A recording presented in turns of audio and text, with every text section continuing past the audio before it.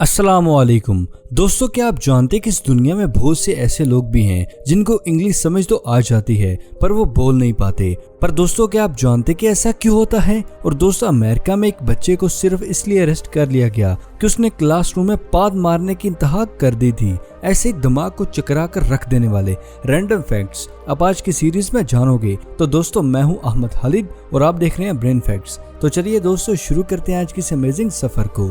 Number 1, क्या आप जानते कि पास्ट में एक ऐसी साइकिल को बनाया गया था जिसको पेडलिंग करके नहीं बल्कि उछाल उछाल कर चलाया जाता था? नहीं समझे? तो दोस्तों, आज मैं आपको इस साइकिल की रेयर वीडियो क्लिप दिखाता हूँ। दोस्तों, अभी जो आप साइकिल देख रहे हैं उसको साल 1940 में नीदरलैंड में बनाकर तैयार किया गया था, जहां पर आप ये क्लियर देख सकते हैं कि साइकिल को चलाने के लिए राइडर को साइकिल पर जंप करके इसको चलाना पड़ता था। ऐसा इसलिए होता था क्योंकि इस साइकिल के रेयर फ्रेम को टायर के बिल्कुल दरमियान में कनेक्ट ना करते हुए टायर को ऊपर की तरफ जोड़ा जाता था, जिसकी वजह से जैसे ही वो टायर घूमता था तो वो कुछ इस तरह से बाउंस करता था। और जब इसी बाउंसिंग के अकॉर्डिंग राइडर जंप किया करता था तो साइकिल को एक मोमेंटम मिल जाता था और इसी वजह से साइकिल आगे की तरफ चलने लगती थी। लेकिन अनफॉर्चुनेटली बाद में ये टेक्नोलॉजी फेल हो गई क्योंकि इस तरह की साइकिल को चलाने के लिए काफी मुश्किल होती थी राइडर को। तो ये वीडियो क्लिप और ये साइकिल अपने आप में रेयर जरूर है।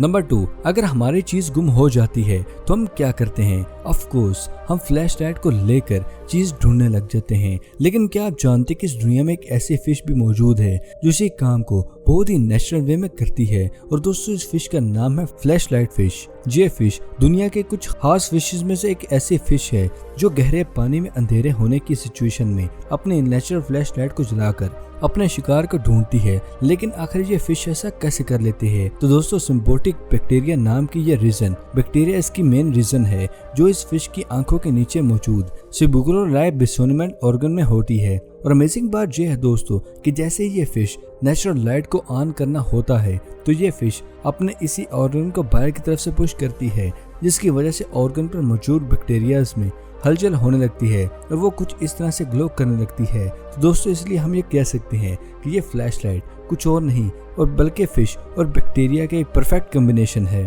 नंबर 3, क्या आप जानते कि 28 अप्रैल 1988 में एलवा एयरलाइंस की फ्लाइट 243 जैसे ही आसमान से 24,000 फीट की ऊंचाई पर पहुंची तो एयर प्रेशर ज्यादा होने की वजह से उस प्लेन की रूफ में क्रैक आ गया था, जिसकी वजह से प्लेन की छत मिड एरिया में कुछ इस तरह से उड़ गई थी। और ये अभी तक का बहुत ही अजीबोगरीब वाकया था, पर फॉर्चुनेटली पायलट की समझदारी की वजह से इस प्लेन को सेफली लैंड कर लिया गया। चलिए दोस्तों, इस हादसे की वीडियो क्लिप को देखते हैं जो कि प्लेन लैंड होने के बाद की है। दोस्तों, अभी जो आप वीडियो क्लिप स्क्रीन पर देख रहे हैं ये वीडियो ओलोवा एयरलाइन फ्लाइट 243 की है। वीडियो क्लिप में आप ये देख सकते हैं कि लैंडिंग करने के बाद इस प्लेन में मौजूद पैसेंजर्स और प्लेन की बॉडी का क्या हालत हुई है। ये तो सोचकर भी डर लगता है कि उस वक्त उन पैसेंजर्स की हालत क्या हुई होगी। नंबर 4, क्या आप जानते कि अगर किसी भी दीमक के पास रॉक म्यूजिक को प्ले हो रहा हो तो वो दीमक वुड खाने की स्पीड 2 से 3 गुना ज्यादा हो जाती है। लेकिन आखिर रॉक म्यूजिक प्ले करने से ऐसा क्या होता है जिसकी वजह से दीमक अपनी ईटिंग स्पीड को ज्यादा कर देती है? नहीं जानते? तो दोस्तों, हम बताते हैं ना आपको। असल में दोस्तों, ह्यूमंस हो या इंसेक्ट हो, हम सभी की प्रायोरिटी बॉडी को जिंदा रखने की होती है। और आप ये जानकर हैरान हो जाएंगे दोस्तों, इसलिए ह्यूमन ब्रेन या किसी भी इंसेक्ट का ब्रेन किसी भी हद तक जा सकता है और यही होता है दीमक। और रॉक म्यूजिक के केस में तो दोस्तों, कोई भी दीमक बहुत ही आसानी से साउंड वाइब्रेशन और फ्रीक्वेंसी को पहचान लेते हैं। और आप जैसे ही किसी भी दीमक के पास लाउड म्यूजिक को प्ले करते हैं तो ये म्यूजिक से जनरेट होने वाली वाइब्रेशन और म्यूजिक जैसे दीमक के ब्रेन में एंटर होता है तो ये म्यूजिक दीमक के ब्रेन को एक तरह से हाईजैक कर लेता है। तो दोस्तों, इस सिचुएशन में कुछ ऐसा होता है कि उन फ्रीक्वेंसी और वाइब्रेशन की वजह से दीमक का ब्रेन अपने टेस्ट रिसेप्टर से अपना कंट्रोल खत्म कर देता है और उसको ऐसा लगता है कि दीमक उस वक्त जो खा रही है वो बहुत ही टेस्टी और हेल्दी है और यही चीज उसके सर्वाइवल के लिए भी बहुत ही इम्पोर्टेंट है। और यही वह वजह है जिसकी वजह से दीमक का ब्रेन फौरन ही मौत को ये सिग्नल देता है कि वो अपने खाने की स्पीड को 2 से 3 गुना ज्यादा बढ़ा दे ताकि वो कम से कम वक्त में ज्यादा से ज्यादा फूड को अपने अंदर स्टोर कर सके। तो इसलिए दोस्तों, दीमक और रॉक म्यूजिक का कनेक्शन अपने आप में कॉम्प्लिकेटेड जरूर है। नंबर 5 दोस्तों, अभी तक आपने बहुत ही अजीबोगरीब स्पोर्ट्स को देख ही चुके हैं। दोस्तों अभी जो मैं आपको गेम बताने वाला हूँ, इस गेम में गोल के लिए ना ही हाथों का यूज किया जाता है, ना ही पाँव का इस्तेमाल किया जाता है। इस गेम में गोल करने के लिए साइकिल का व्हील इस्तेमाल किया जाता है। इस गेम का नाम साइकिल बॉल है, जिसको रॉड बॉल के भी नाम से भी जाना जाता है। इस स्पोर्ट को साल 1893 में जापान में इन्वेंट किया गया था और ये गेम फुटबॉल से बहुत ही मिलता जुलता है। लेकिन इस गेम में ट्विस्ट इतना सा है कि इस गेम में आपको बॉल को हिट करने के लिए एक ब्रेक लेग साइकिल का यूज करके उसके व्हील से बॉल को गोल किया जाता है। और आप ये जानकर हैरान हो जाएंगे कि ये स्पोर्ट लोगों के दरमियान इतना ज्यादा फेमस हुआ कि आज प्रेजेंट डेट में स्विट्जरलैंड में स्पोर्ट के वर्ल्ड चैंपियनशिप टूर्नामेंट्स भी किए जाते हैं। क्या आप इस गेम को खेलना पसंद करेंगे? कमेंट करके जरूर बताइएगा। नंबर 6 दोस्तों, इस वीडियो क्लिप में देखें कि जैसे व्हाइट क्रिस्टल को पानी में डाला जाता है तो ये क्रिस्टल बहुत ही अमेजिंग वे में अपने साइज को ज्यादा करके स्लो फॉर्म में कन्वर्ट हो जाते हैं। लेकिन ऐसा कैसे होता है? ये बनाने वाला मटेरियल स्नो में है या कुछ और है? तो दोस्तों आज इसके पीछे की रीजन भी जानते हैं। दोस्तों ये व्हाइट क्रिस्टल सोडियम पॉलीक्रेट है।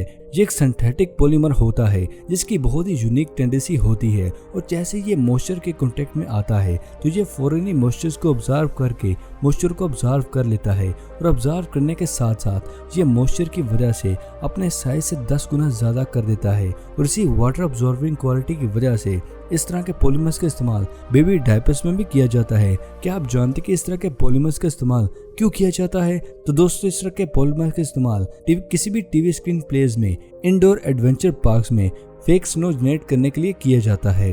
नंबर 7 क्या आप जानते कि इस दुनिया में एक ऐसी लेजर्ड भी मौजूद है जो अपने एनिमी से डर कर भागती नहीं बल्कि उनको ही भगा देती है, यानी कि जो शिकार करने आता है वो खुद ही इस लेजर्ड से डर कर भाग जाता है। क्या आप जानते कि इस लेजर्ड किस चीज को कैसे करती है? इस लेजर्ड का नाम फ्रिल नेक लिजर्ड है। आप ये जानकर हैरान हो जाएंगे कि जैसे इस लिजर्ड को किसी भी एनिमी या इंसेक्ट से कोई भी खतरा महसूस होता है तो ये खुद डर के भागने के बजाय अपने यूनिक से विंग्स को खोलकर शिकारी को डराने लग जाती है। और इस लिजर्ड के यूनिक से विंग कुछ इस तरह से होते हैं कि जैसे ये लिजर्ड अपने विंग्स को खोलती है तो इससे टकराने वाली हवा फौरन ही ठंडी होने लगती है, जिसकी वजह से दौड़ते वक्त भी कभी भी लिजर्ड का टेम्परेचर ज्यादा नहीं होता। और यही वो वजह है जिसकी वजह से ये लिजर्ड किसी भी शिकारी को घंटों तक डरा कर रख सकती है। नंबर 8 क्या आप जानते कि साल 2008 में फ्लोरिडा में 13 साल के बच्चे को स्कूल से पुलिस ने अरेस्ट कर लिया था क्योंकि इसकी क्लास टीचर ने कहा था कि वो लड़का क्लासरूम में बैठकर बार बार पाद मार रहा है। असल में दोस्तों फ्लोरिडा अपने वोटिंग लॉ को लेकर बहुत ही स्ट्रिक्ट है, जिसकी वजह से आप फ्लोरिडा के किसी भी पब्लिक प्लेस में शाम को 6 बजे के बाद वोटिंग नहीं कर सकते, और अगर आप ऐसा करेंगे तो आपको जेल भी हो सकती है। और इसलिए जब इस बच्चे ने क्लासरूम में बहुत बार पाद मारे तो इसकी टीचर ने उस पर एलिगेशन करते हुए पुलिस को यह बताया कि यह बच्चा क्लासरूम के माहौल को बहुत ही खराब कर रहा है और इसको अरेस्ट किया जाना चाहिए। तो इस बच्चे को फ्लोरिडा की पुलिस ने सिर्फ फाड़ करने पर अरेस्ट किया था। आप मुझे बताएं कि अगर पाकिस्तान के स्कूल में ऐसा हो क्या होगा? नीचे कमेंट सेक्शन में हमारे साथ जरूर शेयर कीजिएगा। नंबर 9 इस दुनिया में बहुत से ऐसे लोग हैं जिनके सामने इंग्लिश में कुछ भी बोला जाए तो वो बहुत ही आसानी से समझ लेते हैं, लेकिन अगर बात इंग्लिश को बोलने की जाए तो वो कभी भी इंग्लिश को इतनी आसानी से नहीं बोल सकते। लेकिन जब ह्यूमन ब्रेन इंग्लिश लैंग्वेज को आसानी से समझ सकता है तो वो बोल क्यों नहीं पाता? नहीं जानते? तो दोस्तों आज मैं आपको बताता हूँ ब्रेन के बारे में कुछ इंटरेस्टिंग। असल में दोस्तों 2001 में यूएसए में की गई रिसर्च से ये पता चला कि जब भी हम किसी भी नई लैंग्वेज को सीखते हैं तो उस कंडीशन जितना रोल ब्रेन का होता है उतना ही रोल टंग का भी होता है, क्योंकि किसी भी लैंग्वेज को बोलने के लिए आपके ब्रेन और टंग के दरमियान के कंडीशन काफी ज्यादा स्ट्रांग होनी चाहिए। तो दोस्तों इस कंडीशन में ऐसा होता है कि जब भी हमारा ब्रेन सामने खड़े इंसान को इंग्लिश में कुछ बोलने लगता है तो वो चीज ब्रेन में बहुत ही आसानी से कैप्चर कर लेता है, पर जब हम उसके क्वेश्चन का आंसर देना चाहते हैं तो उस कंडीशन में जैसे ही ब्रेन का आंसर के सिग्नल को टंग तक भेजता है तो टंग उस सिग्नल की वजह से फास्ट वे में मूव नहीं कर पाती, और इसकी मेन रीजन डेली लाइफ में इंग्लिश को कम बोलना है। फॉर एग्जाम्पल आप उर्दू बहुत से अच्छे तरीके से आती है, लेकिन आपके सामने किसी भी और लैंग्वेज का कोई सेंटेंस रख दिया जाए तो आप उस सेंटेंस को फास्ट में नहीं बोल सकेंगे, क्योंकि हमारी टंग उस लैंग्वेज को बोलने के लिए आदि है ही नहीं। और यही वो रीज़न है जिसकी वजह से ये कहा जाता है कि अगर आप कोई भी नई लैंग्वेज सीख रहे हो तो उसको डेली लाइफ उन वर्ड्स को, उस लैंग्वेज को इस्तेमाल भी करें। सो आई होप दोस्तों जिनको इंग्लिश बोलने में ज़्यादा मसला आता होगा आज उनको रीज़न भी पता चल गई होगी। तो दोस्तों ये थी आज की अमेजिंग वीडियो पसंद आने की सूरत में से लाइक करें। अगर अभी तक आपने हमारे चैनल को सब्सक्राइब नहीं किया तो दोस्तों इसे सब्सक्राइब करें और अपने दोस्तों और फैमिली के साथ शेयर करना मत भूलिएगा। तो फिलहाल के लिए इजाज़त, अगली वीडियो में मिलते हैं। शुक्रिया, अल्लाह हाफ़िज़ दोस्तों।